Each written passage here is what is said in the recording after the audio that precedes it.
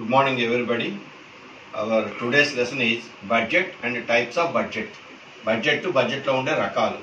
Before starting the lesson, we have to review the topics which were discussed earlier. నిన్న మనం ఏం చెప్పుకున్నామంటే budget అంటే ఏమిటి, తర్వాత కాంపోనెంట్స్ ఆఫ్ బడ్జెట్, తర్వాత ఇంకోటి ఏంటంటే characteristics of a good budget. అవి విషయాలు నిన్న మనం నేర్చుకున్నాం. ఈ రోజు ఏమిటి అంటే బడ్జెట్లో ఉండే రకాలు. మరి బడ్జెట్ అంటే ఆల్రెడీ మనం చూసాం. ప్రపంచంలో ఉండే ప్రతి దేశము కూడా ప్రతి సంవత్సరము బడ్జెట్ ప్రతిపాదిస్తూ ఉంటుంది. మన సమాఖ్య వ్యవస్థలో కేంద్ర ప్రభుత్వం ఎలా బడ్జెట్ ప్రతిపాదిస్తారో రాష్ట్ర ప్రభుత్వాలు కూడా బడ్జెట్ ప్రతిపాదిస్తూ ఉంటాయి. ఇదే కాకుండా లోకల్ సెల్ఫ్ గవర్నమెంట్లో కూడా బడ్జెట్ ప్రతిపాదన జరుగుతూ ఉంటుంది. ఈ బడ్జెట్ ప్రతిపాదన అంటే ఏమీ కాదు, ఆ సంవత్సర కాలంలో ప్రభుత్వానికి వచ్చే రాబడులు ఎలా ఉంటాయి, ఆ రాబడులు ఏ విధంగా ఖర్చు పెట్టాలి అని ఒక ఎస్టిమేట్ చేసుకోవడం. అంటే estimated receipts and estimated expenditure, దాని ప్రకారంగా మనం బడ్జెట్ తయారు చేసుకుంటూ ఉంటాం అనమాట. అయితే ఈ బడ్జెట్ గురించి మన ఇండియన్ కాన్స్టిట్యూషన్లో ఏమని ఉంది అవన్నీ కూడా చూద్దాం. Budget is nothing but A formal estimate of income and expenditure over a period, say 1 year. It is a formal estimate of income and expenditure over a period. అంటే అంచనా వేసుకుంటాం రాబోయే సంవత్సరంలో మనకు వచ్చే రాబడులు ఏముంటాయి, తర్వాత దేనిపైన ఖర్చు పెట్టాలి అనేది. అయితే అది దేనికోసం?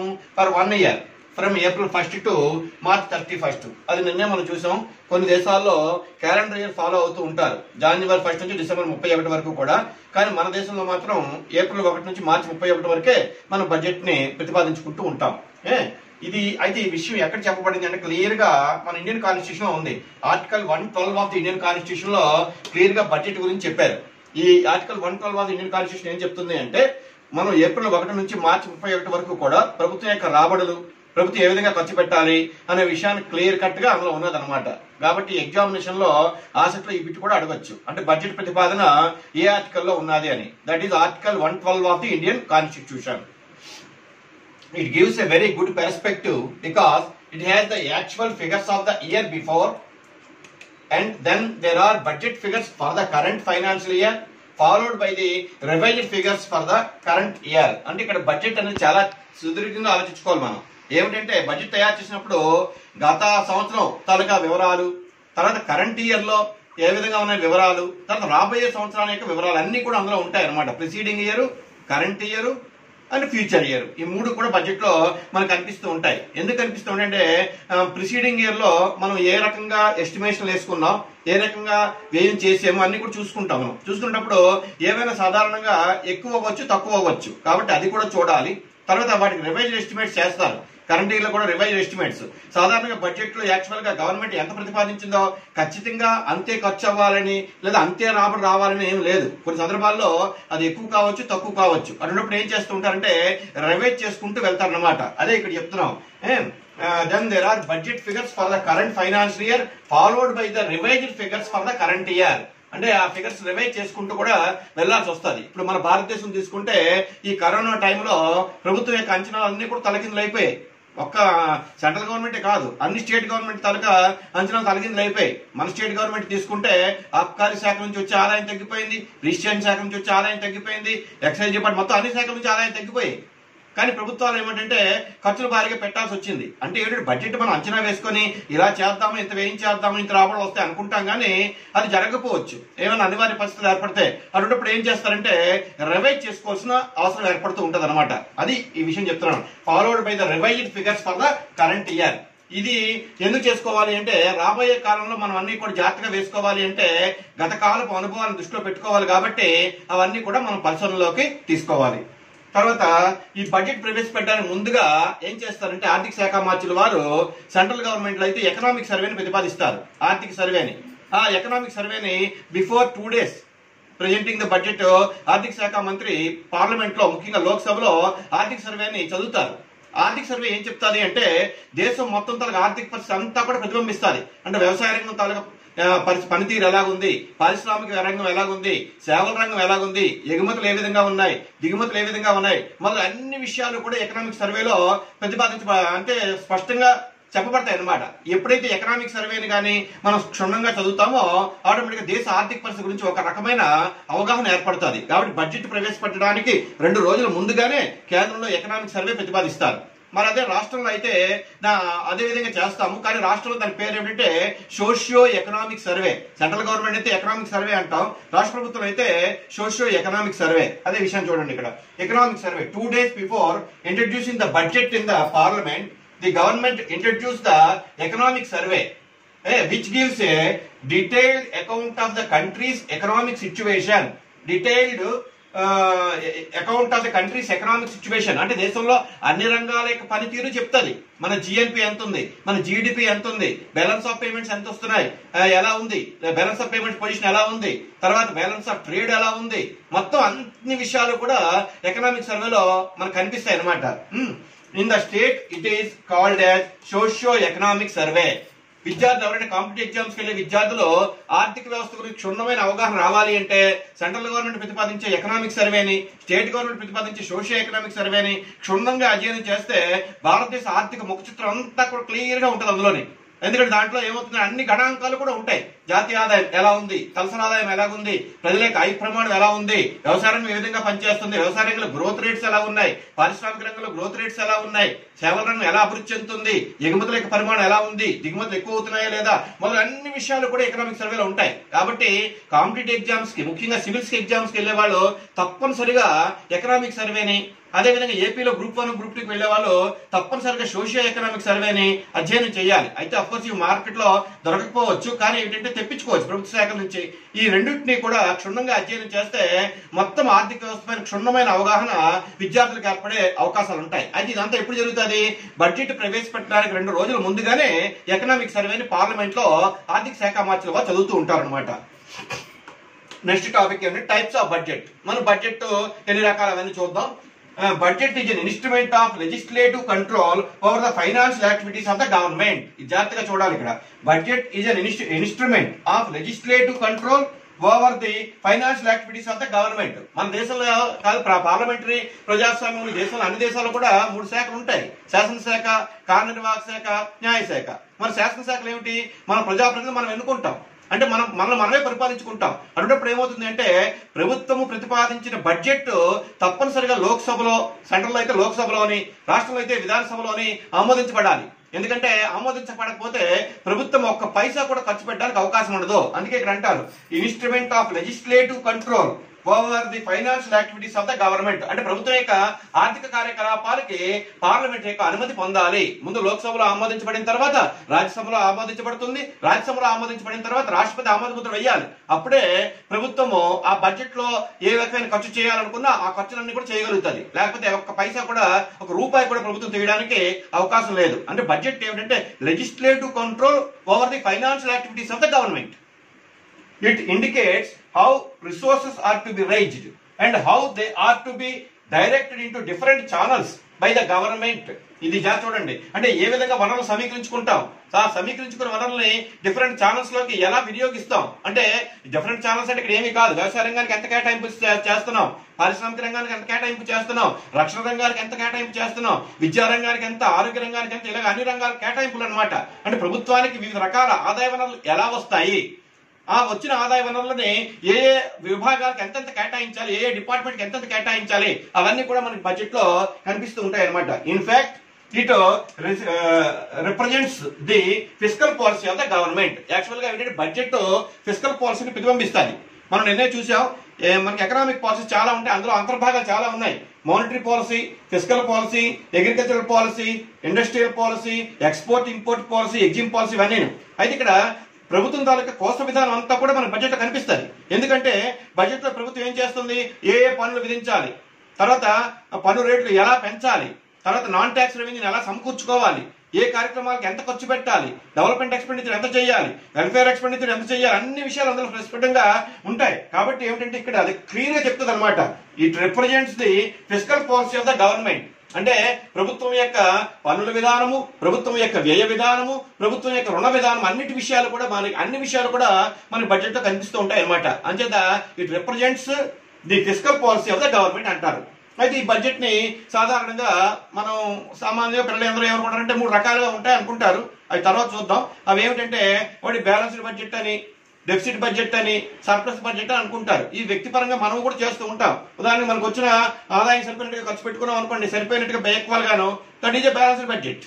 అంటే ఎంత అయితే ఆదాయం వచ్చిందో అంతే ఖర్చు పెట్టుకున్నాం. ఒకవేళ మనకు వచ్చే ఆదాయం కన్నా మనం ఖర్చు కానీ తక్కువగా పెట్టుకున్నాం అనుకోండి, మనకి మిగులు ఉంటుంది, దాన్ని మనం పొదుపు అంటాం. అదేమో సర్ప్లస్ బడ్జెట్. ఒకవేళ మనకు వచ్చిన ఆదాయం కన్నా ఎక్కువ ఖర్చు పెట్టుకోవాల్సిన పరిస్థితి వచ్చింది అనుకోండి, అంటే అప్పులు చేసి కట్టాను, దాన్ని ఏమంటే లోటు బడ్జెట్ అంటాం. మొత్తానికి ఏమిటంటే వ్యక్తి ఎలాగైతే తన యొక్క ఆర్థిక కార్యక్రమాల నిర్వహణలో ఆదాయాలు వ్యయాలు అంచనా వేసుకుని నిర్వహిస్తూ ఉంటాడో ప్రభుత్వం కూడా అట్లాగే చేస్తుంది. అయితే ఇక్కడ ఏమిటంటే సాధారణంగా మనం సిద్ధాంతరీత్యా నేర్చుకుంటాం బ్యాలెన్స్డ్ బడ్జెట్ అని, సర్ప్లస్ బడ్జెట్ అని, డెఫిసిట్ బడ్జెట్ అని. కానీ వాస్తవానికి ఏంటంటే ప్రపంచంలో ఏ దేశంలోనూ కూడా ప్రస్తుత పరిస్థితుల్లో బ్యాలెన్స్డ్ బడ్జెట్ అనేది ఉండడం లేదు. బ్యాలెన్స్డ్ బడ్జెట్ అంటే ఏంటి? సింపుల్ గా ఏమిటంటే దీన్ని తెలుగులో సంతులిత బడ్జెట్ అంటాం. If the income and expenditure of a state in a year, అంటే financial year, are equal, it is called balanced budget. అంటే ప్రభుత్వం యొక్క ఆదాయ వ్యయాలు రెండు కూడా సమానం అయిపోతే దాన్ని మనం సంతులిత బడ్జెట్ అంటాం. That is income is equal to expenditure.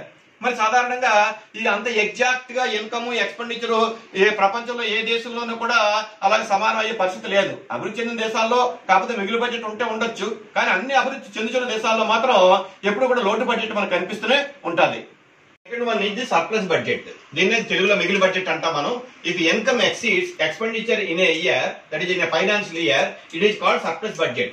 That means అంటే ప్రభుత్వానికి రాబడులు ఎక్కువగా ఉంటాయి కానీ వ్యయం తక్కువగా ఉంటుంది. అలాంటి పరిస్థితి ఏర్పడితే అది మిగులు budget.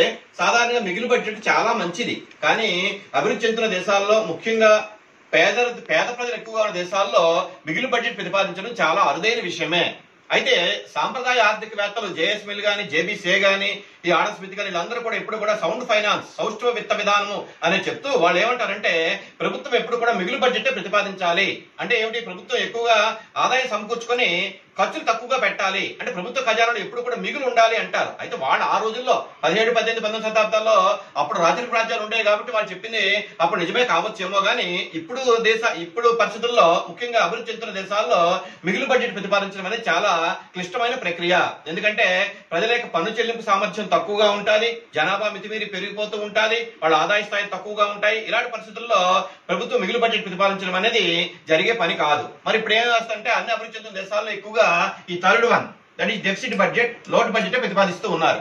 If expenditure exceeds income in a financial year, it is called deficit budget. Here income is less than expenditure. Income is less than expenditure అంటున్నాం. అంటే ఏమిటి? ఇక్కడ ప్రభుత్వం వ్యయం ఎక్కువగా చేస్తుంది, సరిపోయిన ఆదాయం ఉండదు. అయితే మరి ఎలా సాధ్యపడుతుందని చాలా మంది డౌట్లు వస్తాయి. మనకి ఆదాయం రాకుండా ఎలా ఖర్చు పెట్టేస్తాము అని. దీనికి అనేక రకాల మార్గాలు ఉన్నాయి ఆధునిక కాలంలో. ఏమిటంటే ప్రభుత్వము ఒకవేళ బడ్జెట్ లో లోటు ఏర్పడితే ఆ లోటు కవర్ చేసుకోవడానికి అంతర్జాతీయ సంస్థలైన IMF, IBRD అక్కడి నుంచి అప్పులైనా తెచ్చుకోగలదు, లేదా విదేశీ ప్రభుత్వాల నుంచి అప్పులు తెచ్చుకోగలదు, లేదా బాండ్లు జారీ చేసి ప్రజల దగ్గర నుంచి, దేశంలో వాణిజ్య బ్యాంకుల దగ్గర నుంచి కూడా రుణాలు సమీకరించుకోగలదు. ఇవేవి కాదు అనుకుంటే ఇంకా లాస్ట్ రిజార్ట్ ఒకటి ఉంది అంతిమంగా. అదేమిటి అంటే లోటు ద్రవ్య విధానం అవలంబించి అదనంగా కరెన్సీని ప్రింట్ చేయడం. ఈ విషయానికి ఇదివరకే చెప్పాను విద్యార్థులకి. లోటు ద్రవ్య విధానం ద్వారా అదనంగా కరెన్సీ ప్రింట్ చేసే అధికారం ఒక సెంట్రల్ గవర్నమెంట్ మాత్రమే ఉంటుంది, కానీ స్టేట్ గవర్నమెంట్ మాత్రం ఉండదు ఫెడరల్ వ్యవస్థలో. అయితే మొత్తానికి బడ్జెట్ లో లోటు ఏర్పడితే కవర్ చేసుకోవడం ఈ రోజుల్లో పెద్ద కష్టమైన పని ఏమీ కాదు, కానీ ప్రతిదానికి ఒక పరిమితి ఉంటుంది. ఆ పరిమితికి మించి ప్రభుత్వం కానీ ఎక్కువగా ప్రయత్నిస్తే ప్రజలు ఇబ్బందులు పడతారు. ఉదాహరణకి బడ్జెట్ లోటు కవర్ చేయడానికి ప్రభుత్వం పన్నులు బాగా పెంచేసింది అనుకుందాం. పన్నులు పెంచితే ఏమవుతుందంటే ప్రజల్లో ప్రతిఘటన వస్తుంది. లేదా లోటు ద్రవ్య విధానం ద్వారా ఎక్కువగా కరెన్సీ ప్రింట్ చేసింది అనుకోండి, ద్రవ్యం తాలూకా సప్లై పెరిగిపోయి ద్రవ్యం విలువ పడిపోద్ది. అంచేది ఏంటంటే ఒక స్థాయి వరకు, ఒక లిమిట్ వరకు పర్వాలేదు, కానీ ఆ లిమిట్ ఏదో జాగ్రత్తగా చూసుకోవాలి. ఆ లిమిట్ దాటిపోతే ప్రభుత్వం ఇబ్బందులు ఎదుర్కొనే ప్రమాదం అనేది ఉంటుంది. Modern budgets are mostly deficit budgets, at least with regard to the developing countries, particularly developing countries లో. అయితే మనం అనుకోవచ్చు ఈవెన్ అమెరికా వంటి దేశాల్లో కూడా ఈ మధ్యన లోటు బడ్జెట్ ప్రతిపాదిస్తూ ఉన్నారు. ఎందుకంటే అంత పెద్ద డెవలప్డ్ ఎకానమీ కూడా లోటు బడ్జెట్ ఎందుకు ప్రతిపాదించాల్సి వచ్చింది అంటే ఆ ప్రభుత్వాలు ఇతర దేశాలకు అప్పులు ఇవ్వడం కానీ, లేదా డిఫెన్స్ పైన ఖర్చులు పెట్టాలి కానీ అనేక కారణాల చేత ఈవెన్ డెవలప్డ్ ఎకానమీస్ లో కూడా ఈ మధ్యకాలంలో లోటు బడ్జెట్ ని ప్రతిపాదిస్తూ ఉన్నారు. మరి వాళ్ళే ప్రతిపాదిస్తే మరి డెవలపింగ్ ఎకానమీస్ లో లోటు బడ్జెట్ ప్రతిపాదించడంలో ఆశ్చర్యపడాల్సిన విషయం ఏమీ కూడా లేదు. ఎందుకంటే అభివృద్ధి చెందిన దేశాల సమస్యలు బోల్డ్ చాలా ఎక్కువగా ఉంటాయి. ఈ సమస్యలు పరిష్కరించాలని ప్రభుత్వాలు భారీ ఎత్తున ఖర్చు పెట్టాలి. ఆ ఖర్చు సరిపోయి రాబడి రాదు. అన్నప్పుడు ఆటోమేటిక్ గా లోటు బడ్జెట్ ప్రతిపాదించక తప్పదు. Next the budget is divided into 2 parts. General గా బడ్జెట్ లో మనం 2 భాగాలు చూస్తూ ఉంటాం. ఒకటి ఏమిటంటే రెవెన్యూ ఆస్పెక్ట్స్ ఒకటి, క్యాపిటల్ ఆస్పెక్ట్స్ ఒకటి. దాన్ని రెవెన్యూ బడ్జెట్ అని లేదా క్యాపిటల్ బడ్జెట్ అని, అంటే మూలధన బడ్జెట్, రెవెన్యూ బడ్జెట్ అని చెప్తూ ఉంటాం. అవేంటో చూద్దాం. సో రెవెన్యూ బడ్జెట్ ఏముంటాయి? రెవెన్యూ బడ్జెట్ లో రెవెన్యూ రాబడులు అంటే రెవెన్యూ రిసీప్ట్స్, రెవెన్యూ వ్యయము అంటే రెవెన్యూ ఎక్స్పెండిచర్ ఉంటాయి. సో రెవెన్యూ బడ్జెట్ లో రెండు రకాలు, ఒకటి revenue receipts and revenue expenditure. అవి ఏంటో చూద్దాం. ఏమి రెవెన్యూ రిసీప్ట్స్, ఏమి రెవెన్యూ ఎక్స్పెండిచర్ కింద వస్తాయో. రెవెన్యూ రిసీప్ట్స్ అంటే these are divided into tax revenue and non tax revenue. మన పన్నుల పాఠంలో చూసాం. అంటే ప్రభుత్వం ప్రజలపైన అనేక రకాల పన్నులు విధిస్తుంది అని. ప్రత్యక్ష పన్నులు, పరోక్ష పన్నులు ఇవన్నీ కూడా ట్యాక్స్ రెవెన్యూ. అందులో రకాలు ఉన్నాయి. ఆదాయ పన్ను అని, సంపద పన్ను అని, జిఎస్టీ అని, ఇలా రకరకాలు ఉంటాయి. మొత్తానికి ఏంటంటే ప్రభుత్వానికి పన్ను రూపేణ వచ్చే ఆదాయం ఒకటి. అయితే చాలా దేశాలు ఇదే ప్రధాన ఆదాయ పన్నులు. తర్వాత రెండవది ఏమిటి అంటే నాన్ ట్యాక్స్ రెవెన్యూ. ఇవే చెప్తాను, ఆదాయ పన్ను, కార్పొరేట్ పన్ను, ఎక్సైజ్ పన్నులు, కస్టమ్స్ సుంకాలు ఇవన్నీ కూడా ట్యాక్స్ రెవెన్యూ. రెండో వెరైటీ ఏదంటే నాన్ ట్యాక్స్ రెవెన్యూ. దీన్ని పన్నేతర ఆదాయం అంటాం. ఇందులో ప్రభుత్వ రుణాలపై వచ్చే వడ్డీ, పెట్టుబడులపై వచ్చే డివిడెండ్లు ఇవన్నీ కూడా లెక్కేసుకుంటాం మనం. ప్రభుత్వ రుణాలపై వచ్చే వడ్డీ అంటే అర్థం ఏంటంటే మన ప్రభుత్వం ఇతర దేశాలకు ఏమన్నా అప్పులు ఇస్తే ఇది వరకు వాటిపై వచ్చే వడ్డీలు, తర్వాత ఏంటంటే ప్రభుత్వం పెట్టుబడులపై వచ్చే డివిడెండ్లు. మన భారతదేశంలో ప్రభుత్వ రంగ సంస్థలు అనేక ఉన్నాయి. ఉదాహరణకి సెయిల్ ఉంది, ఎన్టీపీసీ ఉంది, ఎన్ఎండిసి ఉంది, ఎంఎంటీసీ ఉంది, ఒకటి కాదు రెండు చాలా సంస్థలు ఉన్నాయి. అలాగే రైల్వేస్ ఉన్నాయి. వాటి నుంచి ఏమైనా మిగులు ఆదాయాలు వస్తే అవన్నీ ప్రభుత్వ ఖజానాకు వెళ్ళిపోతూ ఉంటాయి. అలాగే ప్రతి సంవత్సరం కూడా సెయిల్ కూడా డివిడెండ్ రూపేణ కేంద్ర ప్రభుత్వానికి కొంత అమౌంట్ ఇస్తుంది, ఎందుకంటే సెంట్రల్ గవర్నమెంట్ ఆర్గనైజేషన్ కాబట్టి. అలాగా ఈ డివిడెండ్, పెట్టుబడులపై వచ్చే డివిడెండ్లు, ఇవే కాకుండా పన్నేతర రాబడుల్లో ఫీజులు ఉంటాయి, ప్రత్యేక విధింపులు, స్పెషల్ అసెస్మెంట్స్ ఉంటాయి, ఇలా చాలా రకాలు ఉంటాయి అన్నమాట. ఇవన్నీ కూడా ప్రభుత్వానికి రాబడి కింద చెప్తూ ఉంటాం. సో ఇక్కడ మనకి రెవెన్యూ రిసీప్ట్స్ లో tax revenue and non tax revenue, these two aspects. ఇంకా రెవెన్యూ ఎక్స్పెండిచర్, ప్రభుత్వం దేనికైనా ఖర్చు పెడుతుంది, దాని రెవెన్యూ ఎక్స్పెండిచర్ చూద్దాం. ప్రభుత్వ కార్యాలయాల నిర్వహణ ఖర్చు, ఉద్యోగుల జీతభత్యాలు, ప్రభుత్వ రుణాలపై చెల్లించవలసిన వడ్డీలు, సబ్సిడీలు, రాష్ట్ర ప్రభుత్వాలకు ఇచ్చే గ్రాంట్స్ మొదలైనవి, ఇవన్నీ కూడా రెవెన్యూ ఎక్స్పెండిచరే. ఇక్కడ మనం కొంచెం కన్ఫ్యూజ్ అవుతూ ఉంటాం, పిల్లలు మాస్టర్లు కూడా కొన్ని సందర్భాల్లో ఏది రెవెన్యూ ఏది క్యాపిటల్ బడ్జెట్ అని. రెవెన్యూ బడ్జెట్ అంటే ఇక్కడ ప్రధానంగా ఏమిటంటే ఇవే తీసుకోవాలి మనం. ఏమిటవి? ప్రభుత్వ కార్యాలయాల నిర్వహణ కోసం అయ్యే ఖర్చు. గవర్నమెంట్ ఆఫీసెస్ ఉంటాయి. ఇప్పుడు రెవెన్యూ ఆఫీస్ అంటే ఎంఆర్ఓ ఆఫీస్ ఉండొచ్చు, లేదా ప్రభుత్వ కళాశాలలు ఉండొచ్చు, లేదా రైల్వేస్ ఉండొచ్చు, ఏమైనా వాటి కార్యాలయ నిర్వహణ కోసం అయ్యే ఖర్చు. తర్వాత అందులో పనిచేసే ఉద్యోగస్తులకి జీతభత్యాలకు ఇచ్చే ఖర్చు, జీతాలు మరియు బత్యాలు అంటే జీతంతో పాటు వాళ్ళకి డిఏలు గట్రా ఇస్తూ ఉంటారు, వాటి కోసం అయ్యే ఖర్చు కానీ. తర్వాత ప్రభుత్వ రుణాలపై చెల్లించవలసిన వడ్డీలు, ఇవేమిటంటే ప్రభుత్వం ఇతర దేశాల నుంచి ఏమైనా అప్పులు తీసుకొని వస్తే వాటిపై ఎవ్రీ ఇయర్ మనం వడ్డీ చెల్లించాల్సి వస్తుంది, అది కూడా ఇందులోనే చూపిస్తాం. తర్వాత సబ్సిడీలు, సబ్సిడీలు గవర్నమెంట్ సాధారణంగా ఎందుకు ఇస్తుంది, ఎవరికి ఇస్తుంది అంటే కొన్ని వర్గాల వారిని ఆదుకోవడానికి ప్రభుత్వం సబ్సిడీలు ఇస్తూ ఉంటుంది. ఉదాహరణకి వ్యవసాయ రంగంలో ఎరువులపైన సబ్సిడీ ఉంది, విత్తనాలపైన సబ్సిడీ ఉంది. ఎందుకున్నాయి అంటే వ్యవసాయదారులు ఆర్థికంగా వెనకబడి ఉన్నారు కాబట్టి వాళ్ళని ఆదుకోవడానికి ప్రభుత్వం సబ్సిడీలు ఇస్తాయి. అలాగే దేశంలో సోలార్ ఎనర్జీని ఎంకరేజ్ చేయడానికి ఎవరైనా సోలార్ పవర్ ప్లాంట్స్ కానీ పెడితే వాళ్ళకి సబ్సిడీలు ఇస్తూ ఉంటారు. కాబట్టి ఈ సబ్సిడీల కోసం వెచ్చించే మొత్తం కూడా మనం రెవెన్యూ వ్యయం కింద చూపిస్తాం మనం. తర్వాత రాష్ట్ర ప్రభుత్వాలకు ఇచ్చే గ్రాంట్స్, ఇక్కడ గ్రాంట్స్ గురించి ప్రత్యేకంగా చెప్పుకోవాలి. ఇది ఏమిటి అంటే సెంట్రల్ గవర్నమెంట్ స్టేట్ గవర్నమెంట్ కి ఇస్తుంది, state government local self government కి ఇస్తుంది. కొన్ని సందర్భాల్లో సెంట్రల్ గవర్నమెంట్ డైరెక్ట్ గా గ్రామ పంచాయతీలు కూడా ఇవ్వచ్చు. మొత్తానికి ఏంటంటే గ్రాంట్స్ అనేవి ఎప్పుడు కూడా ఒక హైరార్కికల్ గా వెళ్తాయి, కింద నుంచి మీద కాదు, పై నుంచి కిందకు వస్తాయి. అంటే central to state, state to local self government. మరి గ్రాంట్లు ఎప్పుడు ఇస్తుంది అంటే రాష్ట్ర ప్రభుత్వం యొక్క ఆదాయ వనరులు పరిమితంగా ఉండి అవి ఏమన్నా ప్రత్యేక అభివృద్ధి పథకాలు కానీ చేపడితే ప్రభుత్వం ఏమో అభివృద్ధి గ్రాంట్లు ఇస్తుంది, డెవలప్మెంట్ గ్రాంట్స్ అంటాము. మరికొన్ని సందర్భాల్లో అత్యయిక పరిస్థితులు ఏర్పడితే అటువంటిప్పుడు ఆ రాష్ట్ర ప్రభుత్వాలు కేంద్ర ప్రభుత్వానికి సహాయాన్ని అందిస్తాయి. అటువంటిప్పుడు ఏంటంటే ప్రత్యేకమైన గ్రాంట్లు రిలీజ్ చేస్తూ ఉంటాయి. ఉదాహరణకి ఇవాళ వెస్ట్ బెంగాల్, ఒరిస్సాలో అంఫాన్ తుఫాన్ ఏర్పడింది. మరి అంఫాన్ తుఫాన్ ఏర్పడితే ఆ రెండు రాష్ట్రాలు బాగా నష్టపోయాయి అనుకుందాం. నష్టపోయినప్పుడు ఏమవుతుందంటే కేంద్ర ప్రభుత్వం ప్రత్యేకమైన ప్రతినిధి బృందాన్ని పంపించి నష్టాన్ని అంచనా వేసిన తర్వాత ఎన్ని కోట్ల రూపాయలు వాళ్ళ గ్రాంట్ రూపంలో ఇవ్వాలో ఆదేశిస్తుంది అనమాట. దాన్ని మనం ఏమంటామంటే స్పెషల్ గ్రాంట్స్ అంటాం. అయితే ఈ గ్రాంట్స్ తనకు లక్ష్యం ఏంటంటే గ్రాంట్స్ తిరిగి చెల్లించవలసిన అవసరం లేదు. రాష్ట్ర ప్రభుత్వం కేంద్ర ప్రభుత్వం నుంచి అప్పులు తెచ్చుకుంటే ఆ అప్పు తిరిగి తీర్చాలి వడ్డీలు సహా. కానీ అలా కాకుండా గ్రాంట్ రూపేణ ఒకవేళ రాష్ట్ర ప్రభుత్వం కేంద్ర ప్రభుత్వం కానీ ఇస్తే ఆ గ్రాంట్ మొత్తాన్ని ఎప్పుడు కూడా చెల్లించాల్సిన అవసరం లేదు. అయితే ఈ గ్రాంట్ అంటే డెవలప్మెంట్ గ్రాంట్స్ ఒకటి, తర్వాత స్పెషల్ గ్రాంట్స్ ఒకటి. స్పెషల్ గ్రాంట్స్ ఎప్పుడు ఇస్తారంటే ఏమైనా అత్యయిక పరిస్థితులు ఏర్పడినప్పుడే, అంటే తుఫాన్లు కానీ భూకంపాలు కానీ ఏమైనా ఇలాంటి అత్యయిక పరిస్థితులు ఏర్పడినప్పుడే ఈ స్పెషల్ గ్రాంట్స్ ఇస్తారు, కానీ మామూలుగా ఎటువంటి పరిస్థితులు ఎవరు. మరి కేంద్రమే రాష్ట్ర ప్రభుత్వాలకు ఎందుకు ఇవ్వాలని డౌట్ రావచ్చు, అది మన ఫైనాన్స్ కమిషన్ లో చూద్దాం. ఎందుకంటే భారతదేశ రాజ్యాంగం ప్రకారంగా కేంద్ర ప్రభుత్వానికి ఆదాయ వనరులు చాలా ఎక్కువగా ఉన్నాయి. కేంద్ర ప్రభుత్వానికి ఆదాయ వనరులు ఎక్కువగా ఉన్నాయి కాబట్టి కేంద్ర ప్రభుత్వానికి వచ్చే రాబడి ఎక్కువగా ఉంటుంది. కాబట్టి రాష్ట్ర ప్రభుత్వాలు ఏం చేస్తాయంటే ఏమైనా ఇటువంటి అత్యయిక పరిస్థితులు ఏర్పడితే కేంద్ర ప్రభుత్వం నుంచి నిధులు ఆశిస్తాయి. అలాంటి వాటి మనం ఏమంటే స్పెషల్ గ్రాంట్స్ అంటూ ఉంటాం అనమాట. పార్ట్ ఏంటి అంటే క్యాపిటల్ బడ్జెట్. దీని తెలుగులో మనం మూలధన బడ్జెట్ అంటాం. It consist of capital receipts and payments. అంటే ఒక విధంగా చెప్పాలి అంటే మూలధన రాబడులు మరియు మూలధన వ్యయము అంటాం. Capital receipts and capital payments. సాధారణంగా దేశం త్వరగా పురోగమించాలి అంటే ఎక్కువగా ప్రభుత్వానికి వచ్చే రాబడుల్లో మూలధన వ్యయం ఎక్కువగా ఉంటేనే బాగుంటది. ఎందుకంటే మూలధన వ్యయం చేయడం వల్ల దేశానికి ఒక పటిష్టమైన పునాది ఏర్పడుతుంది. ఎందుకంటే పెద్ద పెద్ద ప్రాజెక్టు కట్టడం కానీ లేదా social and economic over head capital develop చేయడం కానీ వీటన్నిటికీ కూడా అవకాశం ఉంటుంది. అంటే ఒక విధంగా చెప్పాలి అంటే ఇదంతా డెవలప్మెంట్ ఎక్స్పెండిచర్. ఇది ఏమిటంటే రెవెన్యూ ఎక్స్పెండిచర్ ఏమిటంటే అయితే ఇది లేకపోతే ఇది కుదరకపోవచ్చు. కానీ ఏమిటంటే ప్రభుత్వాలు ఎక్కువగా రెవెన్యూ ఎక్స్పెండిచర్ చేస్తున్నాయి, క్యాపిటల్ ఎక్స్పెండిచర్ తక్కువగా చేస్తున్నాయి. కారణం నిధులు కొరత. ఇవన్నీ చూద్దాం ఇదేంటో. సో మూలధన రాబడులు ఏమేమి వస్తాయి చూద్దాం. Capital receipts. ప్రభుత్వము, ప్రజలు, వ్యాపార సంస్థలు, వాణిజ్య బ్యాంకులు, కేంద్ర బ్యాంకు, విదేశీ ప్రభుత్వాలు, అంతర్జాతీయ సంస్థలైన IBRD, IMF, Asian development bank మొదలు వాటి నుంచి తీసుకునే రుణాలు.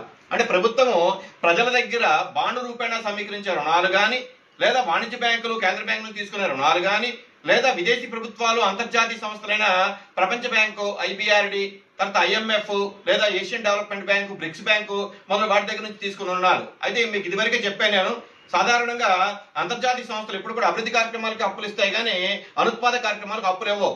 అయితే IMF మాత్రం ఒకదానికి అప్పులు ఇస్తుంది. అది కూడా చెప్పాను మీకు. విదేశీ వ్యాపార చెల్లింపుల ఖాతాలో లోటు ఏర్పడితే ఆ లోటు కవర్ చేసుకోవడానికి IMF అప్పిస్తుంది. మొత్తానికి చెప్పేది ఏమిటంటే ప్రభుత్వము దేశంలో ఉండే ప్రజల దగ్గర నుంచి కానీ, లేదా విదేశీ ప్రభుత్వాల నుంచి కానీ, అంతర్జాతీయ సంస్థల నుంచి కానీ తీసుకునే రుణాలని మనం ఏమంటామంటే మూలధన రాబడులు, క్యాపిటల్ రిసీప్ట్స్ అంటాం. మరి మూలధన వ్యయం ఏంటో చూద్దాం. Capital expenditure. It includes expenditure on social and community development, defense, etc. It includes expenditure on social and community development, defense, etc. అంటే ఒక విధంగా చెప్పాలంటే దేశంలో ప్రభుత్వము అభివృద్ధి కార్యక్రమాలకు పెట్టే ఖర్చు అంతా చెప్పుకోవచ్చు మనం. అంటే సోషల్ అండ్ కమ్యూనిటీ డెవలప్మెంట్ అంటే ప్రధానంగా ఈ social and over head capital మనం ఏమనుకున్నాం, రైల్వేలు, రోడ్లు, ఇరిగేషన్ ప్రాజెక్టులు, స్టీల్ ప్లాంట్లు, పవర్ ప్లాంట్స్ ఇలాంటివన్నీ కూడా దాని కింద వచ్చేస్తాయి. కాబట్టి వాటిపై పెట్టే ఖర్చు అనమాట ఇది. తర్వాత డిఫెన్స్ పైన కూడా ఇవన్నీ కూడా ఏమిటంటే మూలధన వ్యయము అంటాం.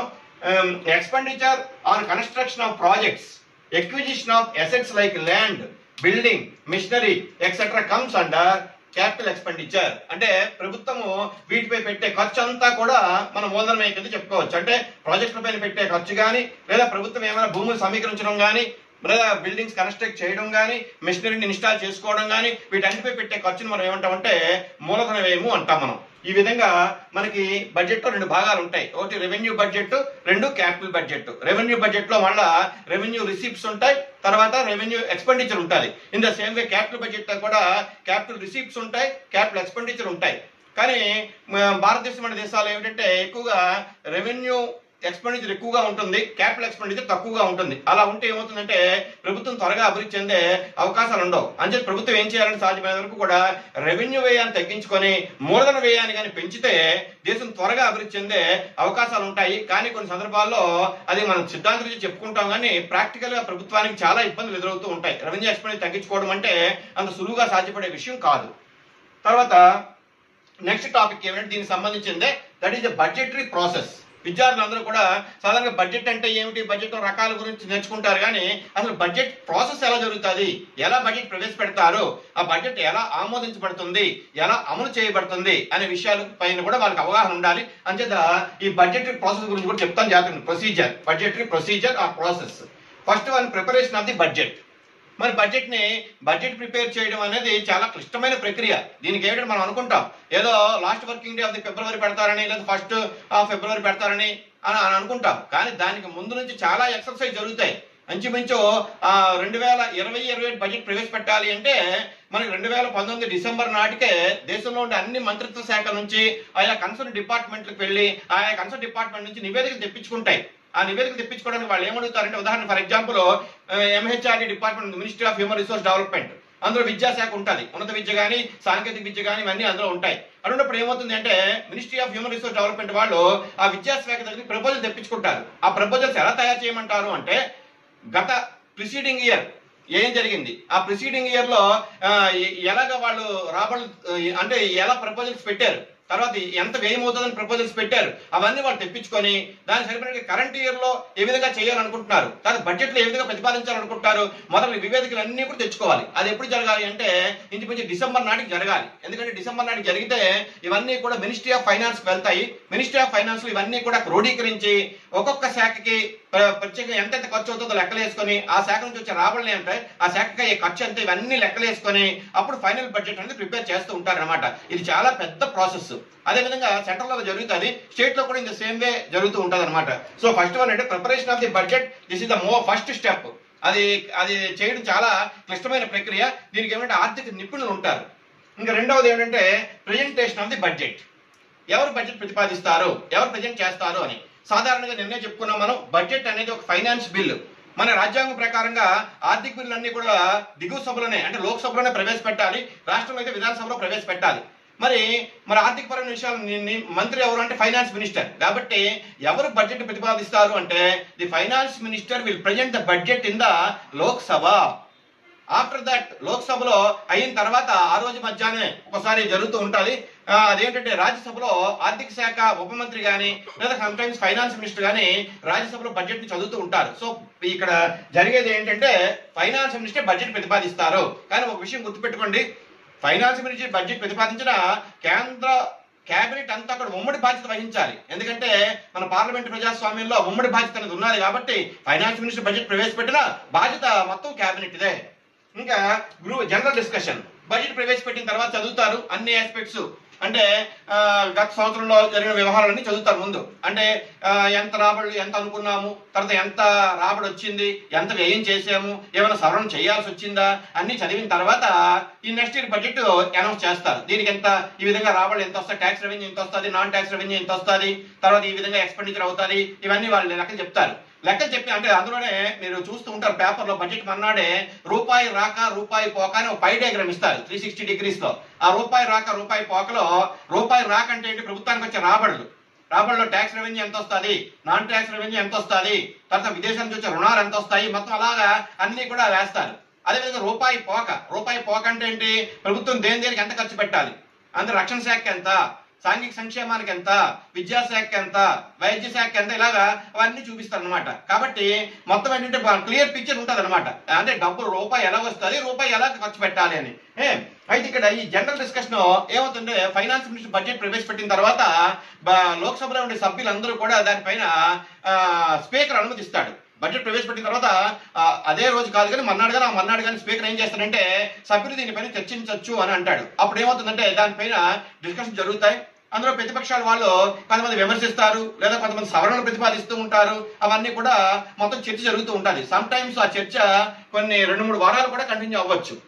That is general discussion. ఈ జనరల్ డిస్కషన్ లోనే ప్రతిపక్ష వాళ్ళు లేవనెత్తే అంశాలని అధికార పక్షం వాళ్ళు అవి కానీ కరెక్ట్ గా ఉన్నాయి అనిపిస్తే వాటిని కొద్దిగా అంటే బడ్జెట్ లో కొన్ని సవరణలు గట్రా చేసి అమెండ్మెంట్స్ చేసి బడ్జెట్ కొద్దిగా రివైజ్ చేస్తూ ఉంటారు. తర్వాత ఓటింగ్. ఈ ఓటింగ్ లో ఇక్కడ ఒక విషయం గుర్తుపెట్టుకుని నేను మనం చెప్పుకున్న నిధులు ఏమిటంటే కన్సాలిడేటెడ్ ఫండ్ అని, కంటింజెన్సీ ఫండ్ అని, పబ్లిక్ అకౌంట్ అని. ఆ సంఘటిత నిధిలో మరి కొన్ని ఉంటాయి. ఏమిటంటే ప్రభుత్వము ఏ ఒక్క రూపాయి ఖర్చు పెట్టాల్సి వచ్చినా సంఘటిత నిధి నుంచే ఖర్చు పెట్టాలి అని. మరి సంఘటిత నుంచి ఖర్చు పెట్టాల్సి వచ్చినప్పుడు మనం కొన్ని మినహాయింపులు కూడా చెప్పుకున్నాం. ఏమిటంటే రాష్ట్రపతి, ఉపరాష్ట్రపతి, హైకోర్టు, సుప్రీంకోర్టు ప్రధాన న్యాయమూర్తులు వాళ్ళ యొక్క జీతభత్యాలు, కంట్రోల్ అండ్ ఆడిటర్ తాలూకు జీతభత్యాలు కూడా సంఘటిత నిధిలో అంటే పార్లమెంట్ యొక్క అనుమతి లేకుండానే ఖర్చు పెట్టుకోవచ్చు అని. కానీ మిగతా విషయాల్లో మాత్రం ప్రభుత్వం 1 రూపాయి ఖర్చు పెట్టాలి అన్నా తప్పనిసరిగా పార్లమెంట్ యొక్క ఆమోదం పొందాలి. అంటే అర్థమేంటి, ఇక్కడ బడ్జెట్ అనేది లోక్సభలో ఆమోదించబడాలి. అంటే ఓటింగ్ జరుగుతుంది. ఆ ఓటింగ్ లో అయితే బడ్జెట్ వీగిపోయింది, ఫైనాన్స్ మినిస్టర్ ప్రవేశపెట్టిన బడ్జెట్ అనుకూలంగా ప్రజలు అంటే పార్లమెంట్ లో ఉండే ఎంపీలు కానీ దాన్ని తిరస్కరించారు అంటే అర్థమేంటంటే ప్రభుత్వం వెంటనే రాజీనామా చేయాల్సి వస్తుంది. కానీ అలా జరగదు. ఎందుకంటే సాధారణంగా అధికార పక్షానికి మెజార్టీ ఉంటుంది కాబట్టి ఆటోమేటిక్ గా బడ్జెట్ ఆమోదించబడుతుంది. ఆమోదించబడినప్పుడు 2 రకాల పద్ధతులు అవలంబిస్తూ ఉంటారు. సాధారణంగా మూజువాని పద్ధతే, అంటే ఇసే ఎస్ ఆర్ నో అంటే హ్యాండ్స్ రైజ్ చేయడం కానీ, మరి కాన్పట్ అయితే రహస్య ఓటింగ్. సాధారణంగా బడ్జెట్ లో రహస్య ఓటింగ్ ఎప్పుడు జరగదు. ఎందుకంటే అధికార పక్షానికి మెజార్టీ ఉంటుంది కాబట్టి ఆటోమేటిక్ గా ఓటింగ్ లో బడ్జెట్ పాస్ అవుతూ ఉంటుంది. ఇది అయిపోయిన తర్వాత సప్లిమెంటరీ డిమాండ్స్. సప్లిమెంటరీ డిమాండ్స్ అంటే ఇప్పుడు ఆ కరెంట్ ఫైనాన్షియల్ ఇయర్ లో ఏవైనా మార్పులు చేర్పులు జరిగి ఉంటే అంటే బడ్జెట్ సంబంధించిన ప్రతిపాదనలో వాటికి ఏమైనా సప్లిమెంటరీ డిమాండ్స్ అధికార పక్షం కానీ ప్రతిపక్షం కానీ ప్రవేశపెడుతూ ఉంటాయి. దాన్ని సభ్యులు ఆమోదించిన తర్వాత అది కూడా యాడ్ చేస్తూ ఉంటారు. తర్వాత ఎగ్జిక్యూషన్ ఆఫ్ ది బడ్జెట్. ఈ బడ్జెట్ ని ఎవరు అమలు చేస్తారు, ఎలా అమలు చేస్తారని. ఈ ఎగ్జిక్యూషన్ ఆఫ్ ది బడ్జెట్ అంటే బడ్జెట్ అమలు చేసే బాధ్యత పూర్తిగా ప్రభుత్వానిదే. దీనికోసం ప్రభుత్వం ఏం చేస్తుంది అంటే రకరకాల కమిటీలు గట్ట వేస్తూ ఉంటుంది. మొత్తానికి అంటే ప్రతి శాఖకి ఎంతెంత నిధులు కేటాయించింది, అవి ఎలా ఖర్చు పెడతాయి అన్ని కూడా జాగ్రత్తగా ఎగ్జిక్యూట్ చేసుకోవాలి. దాని execution of the budget is the responsibility of the government. తర్వాత ఓట్ ఆన్ అకౌంట్, ఇది బాగా విద్యార్థులు తప్పనిసరిగా గమనించండి. ఎందుకంటే ఈ మధ్య కాలంలో అటు సెంట్రల్ లోని స్టేట్ లో కూడా ఓట్ ఆన్ అకౌంట్ బడ్జెట్ ప్రవేశపెట్టారు. మన బడ్జెట్ రకాలను జీరో బడ్జెట్ అని, ఓట్ ఆన్ అకౌంట్ బడ్జెట్ ఇవన్నీ నేను. అయితే ఇందులో ఓట్ ఆన్ అకౌంట్ బడ్జెట్ అంటే ఏమిటని, మనకి ఫైనాన్షియల్ ఇయర్ ఎప్పటి నుంచి ఎప్పటి వరకు ఉంటుంది, ఏప్రిల్ 1 నుంచి మార్చి 31 వరకు ఫైనాన్షియల్ ఇయర్. కానీ ఒకవేళ పరిస్థితులు బాగులేక, ఏదో ఎలక్షన్ జరగలేకపోవడం వల్ల కానీ, లేదా ఇలాంటి కరోనా వల్ల ఏమైనా కారణం చేత ఏప్రిల్ 1 నాటికి కానీ బడ్జెట్ ఆమోదించబడకపోతే అప్పుడు ఏదైతే ఆపద్ధర్మ ప్రభుత్వంగా ఉంటుందో, లేదా ఏ ప్రభుత్వం అయితే అప్పుడు ఉంటుందో, అది ఏం చేస్తుందంటే ఓట్ ఆన్ అకౌంట్ బడ్జెట్ ఒక 3 నెలల కాలానికి ప్రవేశపెడుతుంది. అంటే పార్లమెంట్ తరగల ఆమోదం పొందుతుంది. ఆ తర్వాత ఎన్నికలు అయిన తర్వాత అప్పుడు ఏం చేస్తారంటే ఫుల్ టైం బడ్జెట్ ప్రవేశపెడుతూ ఉంటారు. ఎందుకంటే ఆ 3 నెలల వరకు, ఎందుకంటే అలా ప్రవేశపెట్టకపోతే ఏముందంటే కన్సాలిడేట్ ఫండ్ నుంచి ₹1 కూడా తీయడానికి అవకాశం లేదు. కాబట్టి తప్పనిసరిగా లోక్సభ యొక్క అనుమతి పొందాలి. అందుకోసం ప్రవేశపెట్టే బడ్జెట్ నే ఇంటర్మ్ బడ్జెట్ అంటాం, మధ్యంతర బడ్జెట్ అని. దాన్ని మన రాజ్యాంగంలో స్పష్టంగా చెప్పారు. అదేమిటంటే ఆర్టికల్ 16(6) ఆఫ్ ది కాన్స్టిట్యూషన్. దీని ప్రకారం ఇంటర్మ్ బడ్జెట్ ప్రవేశపెట్టొచ్చు అని. ఎందుకంటే చాలా సందర్భాలు జరుగుతూ ఉంటాయి ఇండియాలో. ఎందుకంటే ఎలక్షన్స్ రావడం వల్ల కానీ ఏదో కారణం చేత మనం ఇంచుమించు ఏప్రిల్ 1 నాటికి కానీ బడ్జెట్ అమల్లోకి రాకపోతే ₹1 కూడా ఖర్చు పెట్టడానికి అవకాశం ఉండదు. కాబట్టి ప్రభుత్వం ప్రతిస్తంభించే అంటే పూర్తిగా స్తంభించిపోయే ప్రమాదం ఉంటుంది. కాబట్టి అలా టైంలో ఇంటర్మ్ బడ్జెట్ ప్రవేశపెట్టి ప్రభుత్వం ఉద్యోగస్తులకు జీతభత్యాల కోసం కానీ ఏమైనా కార్యక్రమాల కోసం ఖర్చు చేస్తూ ఉంటుంది. ఈ విధంగా బడ్జెట్ తాలూకా ప్రాసెస్ అనేది చాలా సుదీర్ఘమైన ప్రక్రియ. అయితే ఇది పాలిటిక్స్ పార్ట్ అయినా మన ఎకనామిక్స్ తో లింక్ ఉంది కాబట్టి ఈ విషయాలన్నీ కూడా విద్యార్థులకు వివరించడం జరిగింది. బడ్జెట్ ప్రవేశపెట్టడం, దాన్ని ఎలా ఎగ్జిక్యూట్ చేయడం, తర్వాత ఒకవేళ ఇన్ టైంలో మన బడ్జెట్ ప్రవేశపెట్టలేకపోతే ఇంటర్మ్ బడ్జెట్ ఎలా ప్రవేశపెట్టాలనే విషయం కూడా విద్యార్థులకి వివరించాను. తర్వాత నెక్స్ట్ పాఠంలో మనకి బడ్జెట్ డెఫిసిట్స్ అని ఉన్నాయి. అందులో కోసల లోటు అని, తర్వాత మూలధన లోటు, రకరకాలు ఉన్నాయి. అవన్నీ కూడా నెక్స్ట్ పాఠంలో మీకు చెప్తాను. అయితే మొత్తానికి చెప్పేది ఏంటంటే బడ్జెట్ కి సంబంధించిన అన్ని పాఠ్యాంశాలు కూడా విద్యార్థులు కూలంకషంగా 3 ఒకేసారి అధ్యయనం చేస్తేనే బడ్జెట్ పట్ల పూర్తి అవగాహన ఉంటుంది. వారు ఈ విధంగా అవగాహన ఏర్పరచుకుంటే they can easily attempt the civils exams also. ఎందుకంటే బడ్జెట్ లో గురించి తప్పనిసరిగా సివిల్స్ లోనే ఆసక్తి ప్రశ్నలు వస్తూ ఉంటాయి. ఏ నిబంధన ప్రకారంగా బడ్జెట్ ప్రవేశపెడతారని, ఇంటర్మ్ బడ్జెట్ అని, తర్వాత బడ్జెట్ అనే పదం ఏ పదంలో ఏ భాషలో తీసుకొచ్చారని, ఇలాంటివన్నీ కూడా అడుగుతూ ఉంటారు. కాబట్టి విద్యార్థులకు ముందు బడ్జెట్ గురించి పూర్తి అవగాహన రావాలి. ఇది ఎకనామిక్స్ లో, పాలిటిక్స్ లోనే కాదు, ఈవెన్ సైన్స్ స్టూడెంట్స్ కూడా సివిల్స్ కి వెళ్లే ఉద్దేశం ఉంటే కంపల్సరిగా they should know about how the budget will be presented in the parliament, how it will be come into existence. ఇవన్నీ కూడా నేర్చుకోవాలి ప్రతి వాళ్ళు కూడా. Thank you.